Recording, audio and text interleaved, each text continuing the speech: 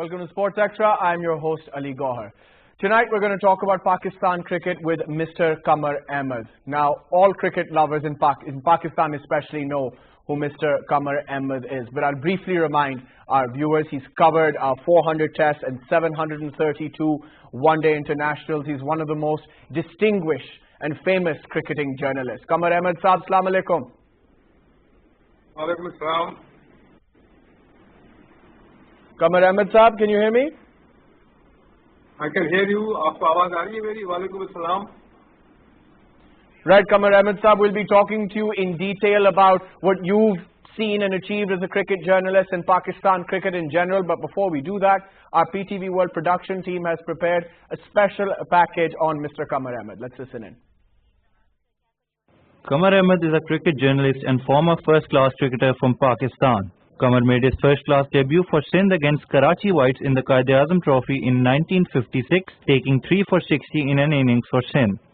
But the Sindh team was discontinued in 1958 and he began playing for the new Hyderabad team. When Hyderabad won for the first time against Khairpur in 1959, Qamar took 6 for 36 with his left-arm spin in the second innings. He captained Hyderabad in the Quaid-e-Azam Trophy in 1961. His highest score was 68 not out at number 10 for Hyderabad against Karachi A in 1962. In Wounded Tiger, his history of Pakistan cricket, Peter O'Born says Ahmed has the unique distinction of having dismissed all 5 brothers of the famous Muhammad family in first-class cricket. When it comes to journalism, he earned a master's degree in English literature at the University of Sindh and began his journalism career at the Indus Times in Hyderabad. Since 1963, he has worked as a freelance journalist.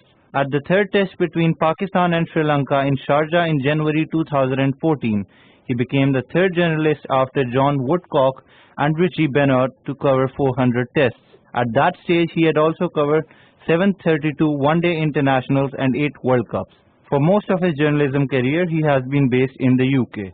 These are the books written by Qamar: Pakistan's Book of Cricket, Testing Time, The Story of Pakistan's Tour of the West Indies, Playing for Pakistan, an autobiography by Hanif Mohammad with Qamar Ahmed, an artist's impression of the golden greats of Pakistan cricket, and For Cricket and Country by Waqar Hassan with Qamar Ahmed. Mr. Qamar Ahmed, as we saw in that package, has written a number of books, covered 400 test matches, 8 World Cups, 732 one-day internationals. But as it also mentioned that he played first-class cricket as well, and he got 5 of the famous Muhammad brothers out. It says that Peter O'Born wrote that in his book. Qamar Ahmed Saab, I'd like to actually talk about that first, because getting through the Muhammad brothers, especially the great Hanif Mohammad, was no easy task. Do you still remember doing that? It was a long, long time ago. Yes, indeed.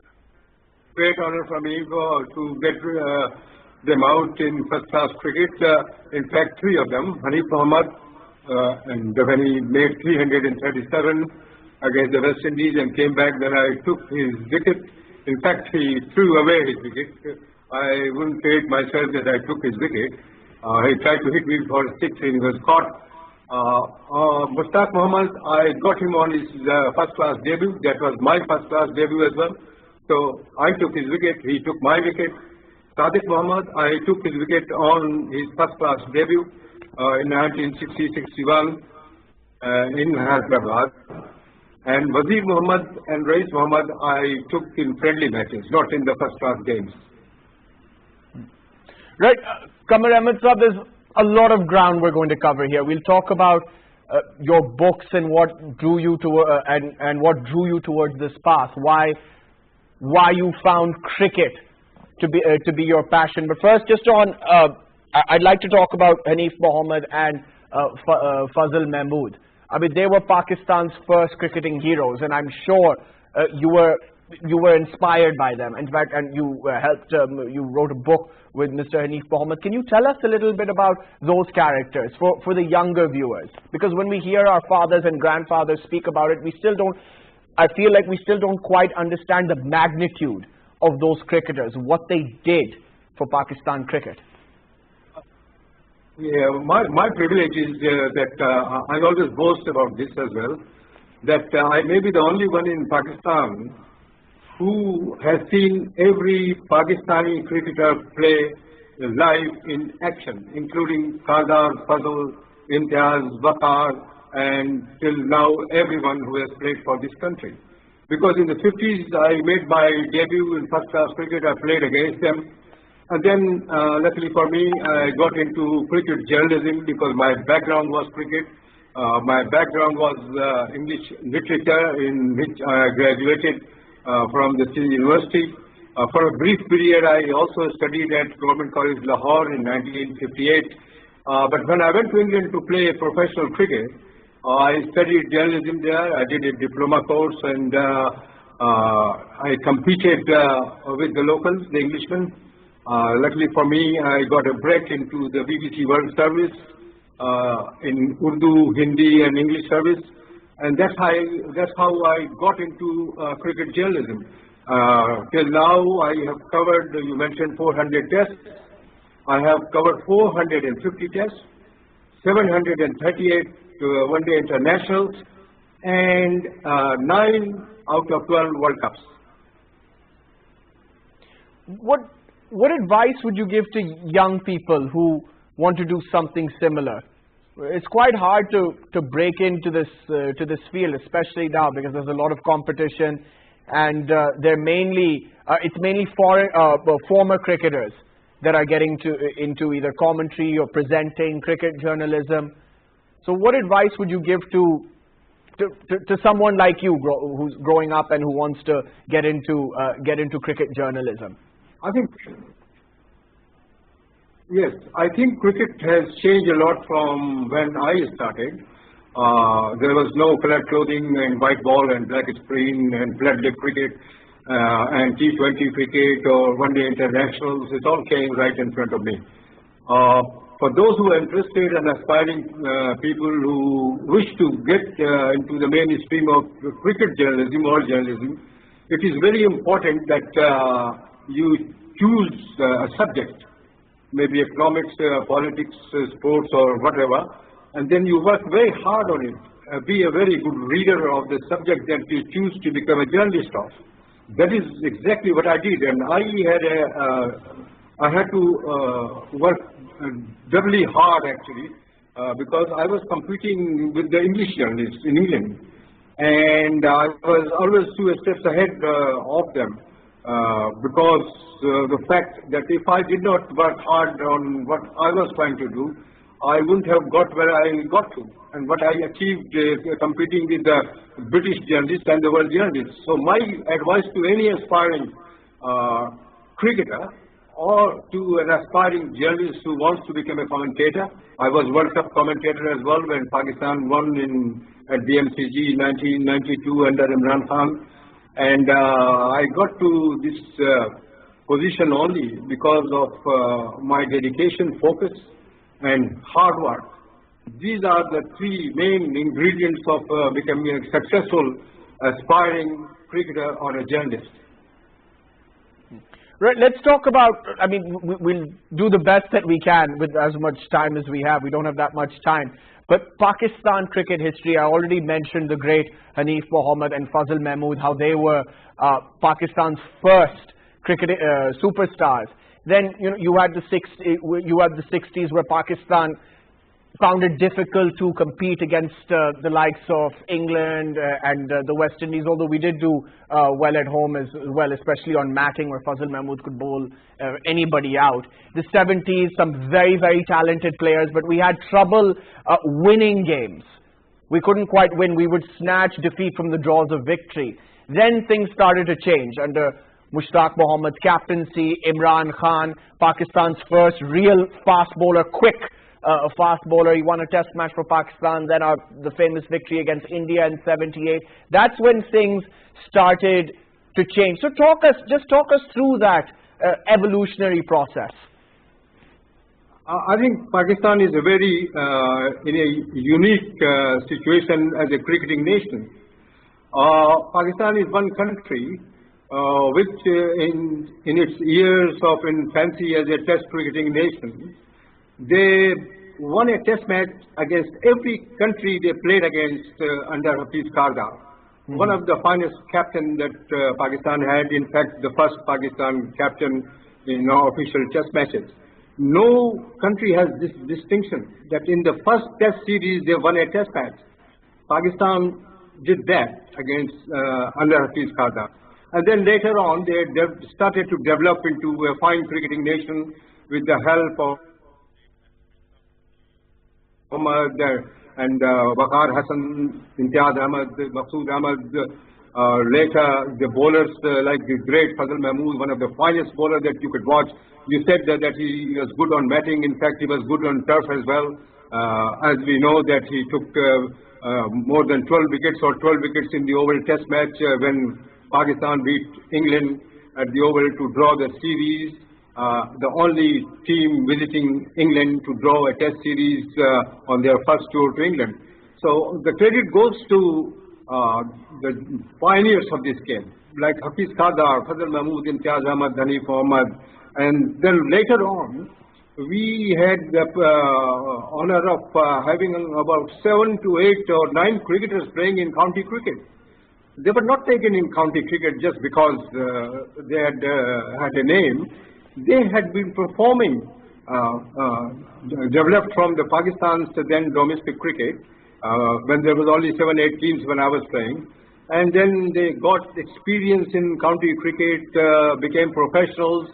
But sadly, unfortunately, despite 8 or 9 cricketers of Pakistan like Majid Khan, Asif Iqbal, Mushtaq Mohammad, Intikhab Alam and Imran Khan, Miyadar, they all playing in county cricket, they were not able to win test series abroad. But when Imran Khan came into power as a captain of Pakistan, he had under his wings players and talent from Pakistan's domestic cricket, nurtured on Pakistan domestic cricket diet. And then suddenly they started beating the world, winning test matches. Beat India in India, won the test series, beat England in England, won the test series.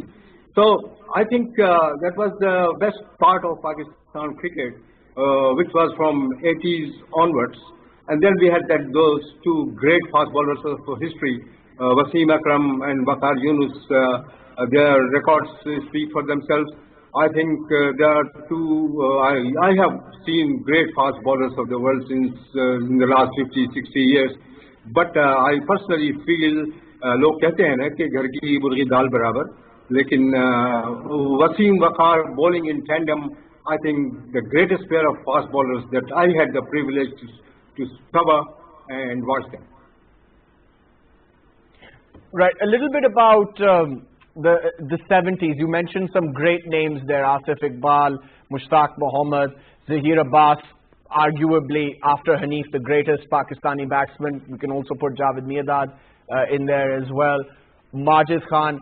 These were very, very great players. And then after that, yes, Pakistan still produced top-class batsmen. I mean, Yunus Khan and Zamam ul Haq, Mohammad Yusuf, great players, Syed Anwar for that matter. But Pakistan have had trouble consistently producing quality players. Why do you think that is? I'm mainly talking about batting.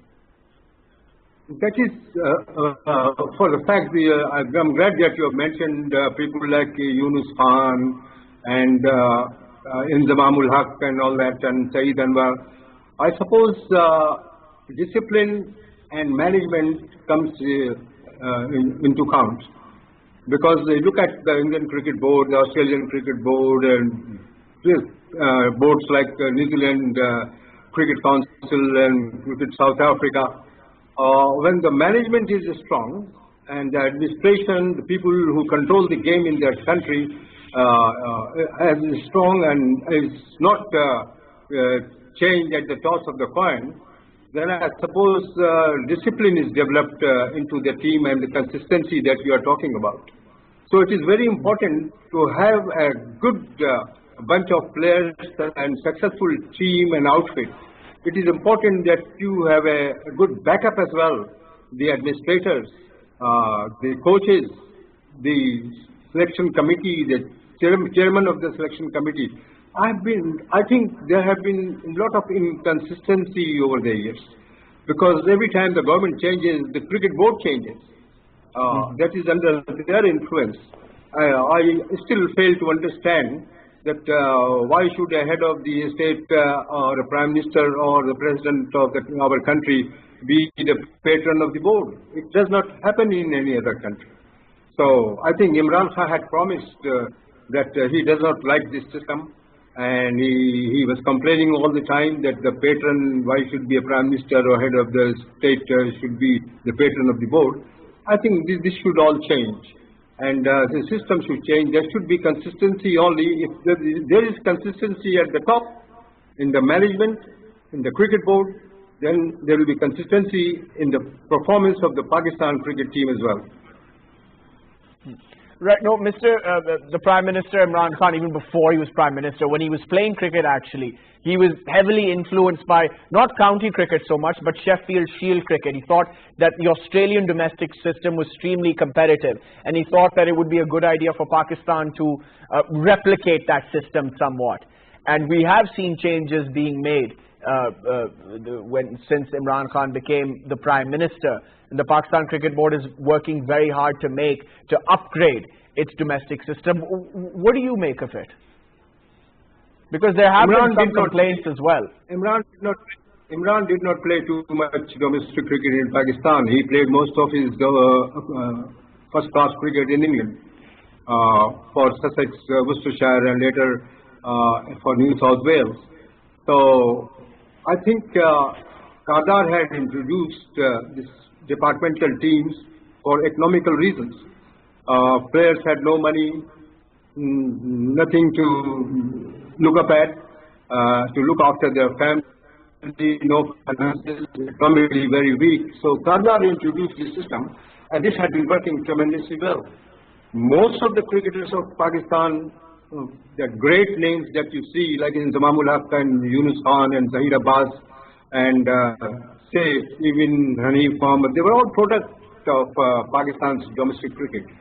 So I'm not in favor of what has been done recently in Pakistan domestic cricket by abolishing the departmental teams. So they are talking about bringing them back again in the next season.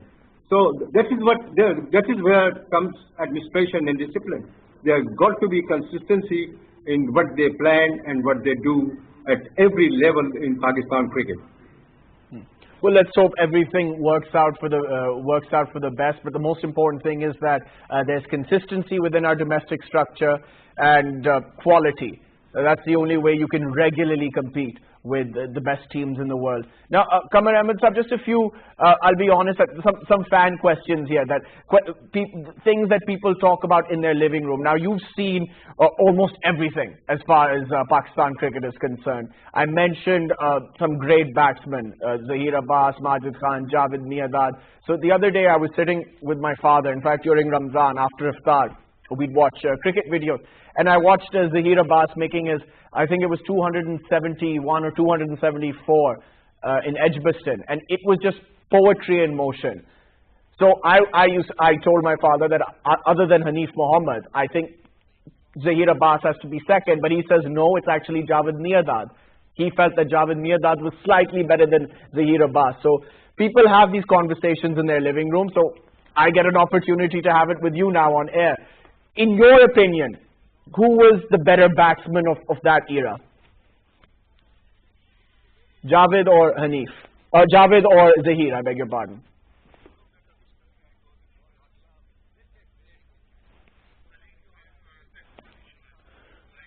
Right, we're experiencing some technical issues, but we'll get Qamar Ahmed Sahab back as soon as possible. That'll give us an opportunity to take a quick breather. Stay tuned.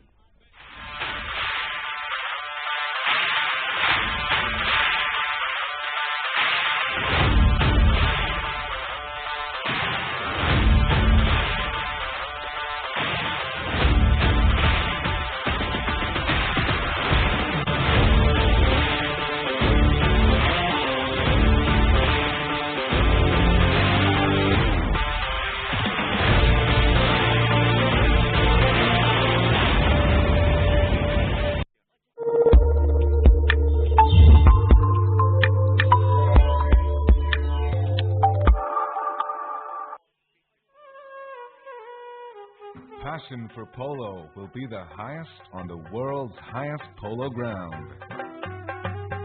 Shandur invites visitors to experience a traditional polo tournament between the teams of Chitral and Gilgit. The tournament is held on Shandur Pass, the highest polo ground in the world, at 3,700 meters above sea level. The first time a polo tournament took place on the Shandur Pass was in 1936. It is a place unique and exotic in itself, surrounded by some of the most spectacular mountain scenery in the world. The event marks the annual rivalry between the teams of Chitral and Gilgit. The polo tournament has some added attractions for the visitors: trout fishing at the nearby streams and lakes, and a festival of folk dances and music of northern Pakistan. The event in itself offers a fascinating insight into the lifestyle of the people of this region. Their culture and indigenous customs are a delight to behold for the visitors. Crystal clear lakes, snow-covered mountains, alpine flowers, and vast stretches of green grass are added attractions. Fairs and festivals of Pakistan.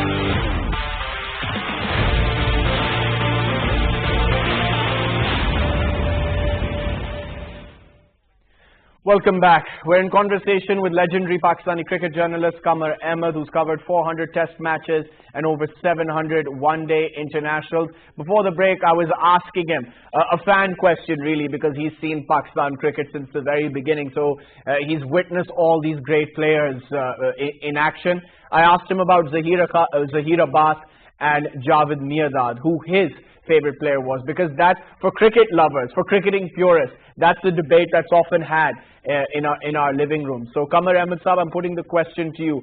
Two very, very great players, two very different players, but if you could only choose one, who would it be? Zahir Abbas or Javed Mirdad?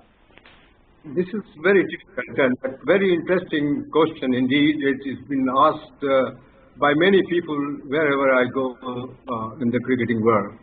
Let me explain this to you.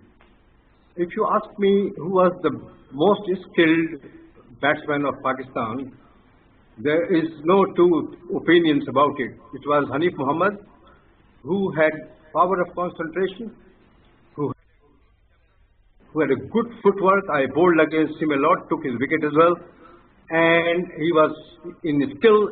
No Pakistan batsman could ever match him. If you ask me, the most stylish batsman that I have watched in the last 50 years, I would say Zahir Abbas. I saw Mark Waugh, Azharuddin, and most of the stylish batsmen, V.V. Lakshman of India, and people like that, left-handers Gary Sobers and David Gower and all that. The most stylish batsman in the world that I ever witnessed was Zahir Abbas. I watched his 274 innings in 1971 at Edgbaston. I watched his 240 against England in the test at the Oval and covered most of his county cricket centuries. So he was the most stylish. But if you ask me, who was the most intimidating batsman of Pakistan? He may not have made 10,000 runs like Yunus Khan has made, but the most intimidating batsman of Pakistan was Javed Mirdad, an all-rounder of a batsman who would intimidate any fast bowler or a spinner. I remember Chatley Ambrose's test debut at Georgetown when Imran was captain in 1987. And Ambrose was making his debut, and Imran gave a statement that I don't consider Mirdad as the best batsman of Pakistan and all that. because he never made 100 against West Indies in Test or one day. So Miyadad then he made 114 in one day. And then in Georgetown Test, he came into bat and Curtly Ambrose bowled him a bouncer, hit him for 4. And there was no restriction on bouncers. So, and Ambrose didn't realize the potential of Miyadad, bowled him another bouncer, another 4. And then Miyadad went halfway down the wicket, standing and watching the bowler go back to his mark. When he turned, Curtly Ambrose, he signaled to Miyadad, what the hell is doing is standing in the middle of the pitch. So he told him, bowl another bouncer. So he, very silly of him to bowl him another bouncer, and he hit him for another 4. He made 100. He made 100 in another test match in Trinidad. And then he came to my room, Javed Miyadad, and asked me, please ask the captain Imran Khan whether I am a batsman or what. So I think he was most intimidating. Besides, I don't consider people on their statistics. I consider the quality. Majid Khan was a tremendous batsman. So was Inzamamul Haq and Syed Anwar. And recently I am very impressed with Babar Azam. Misbahul Haq. Right, I think we're still experiencing some technical difficulties. We'll try to get him back as soon as we can. Qamar Ahmed Saab, are you back with us? Yes, I'm there. Right, we're just experiencing some technical difficulties. We have to get used to this now in the age of COVID. These things will happen on live television. A lot more interruptions, but just one of those things we have to deal with. Qamar Ahmed Saab, we spoke about the batsmen. You mentioned Javed Miyadad's tenacity, Zaheer Abbas's unmatched elegance. And I think we both agree, I think everybody should agree that Hanif Mohammed is the best and nobody can come near Hanif Mohammed. But the modern day, now the modern day greats, Syed Anwar, Inzamam al-Haq, Mohammad Yusuf and Yunus Khan. Now if you were to personally ask me, I mean, watching Syed Anwar bat was glorious, but in test match cricket and one day in test match cricket, I would still rather watch Inzamam al-Haq batting over any of these other guys. Just a notch above Syed Anwar maybe. But I think for test cricket, if I wanted someone to bat for my life, if I had to pick just one out of the names I just mentioned, I would take Yunus Khan. And I'll explain why. He performed a lot like Miyadad. He performed when the chips were down. He was brilliant against spin, which is why his record in the second innings is absolutely amazing. And to bat well in the second innings is no easy task. And he's played a number of match-winning knocks. So I think as far as tenacity, grit and heart goes, I would give Yunus Khan the slight edge over the rest. Inzi was better to watch. Anwar and Yusuf were better to watch. But I would take Yunus Khan. What are your thoughts? I've covered the careers of all these guys you mentioned. Inzamamul Haq, Mohammad Yusuf, Syed Anwar, Yunus Khan. And I have no hesitation in agreeing with you that I would prefer Yunus Khan to play for my life, because he was a fighter, a man who could hold himself, discipline himself and face any kind of attack. He was not very stylish or good-looking batsman, I would say. He was ungainly as far as style was concerned, but he was very productive and consistent. And moreover, as you mentioned, that he batted in the second innings for his life, and he batted successfully. I covered his test debut when he made 100 at Rawalpindi. I covered his triple century, and many more brilliant innings in the UAE played by Yunus Khan. Tremendous batsman, and I fully agree with you. Now the bowlers. First it was, we all know the great Fazal Mahmood. I mean, he was absolutely amazing, a genuine match winner. Then after that, there was a bit of a lull. I mean, there was Asif Masood, I guess, and then, you know, in the late 70s and the 80s, you had guys like, you know, I guess Rashid Khan, Tahir Nakash. But then after that, the greatest was Imran Khan, and he came. Sorry. Don't forget Sarfraz Nawaz. Sarfaraz Nawaz, of course, amazing bowler. We all know what he did in Melbourne when he won that famous Test match for Pakistan. He was superb. Sarfaraz Nawaz, then the great Imran Khan. But Pakistan really started winning Test matches consistently when Wasim and Waqar came to the fore. Yeah. Because during the 90s, the early to mid 90s, they were close to unplayable, especially with the old ball. You've covered, I remember as a child, you were in New Zealand a lot covering Test matches. You even commentated, and that's when they were at their best. I mean, what they did to New Zealand and Hamilton, it just wasn't fair. So I'd like you to talk us through that a little bit, the greatness of Wasim and Waqar, and then before that, Imran, who groomed these guys, Sarfaraz Nawaz. You see, Pakistan cricket is quite fascinating and interesting. You're talking about the TV New Zealand. I worked for them for 6-7 years as their comments man, no matter which team toured New Zealand.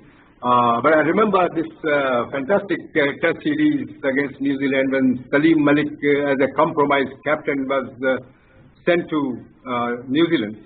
Wasim Waqar were at loggerheads with each other. They had some differences about captaincy, some other matters, and they were not on talking terms.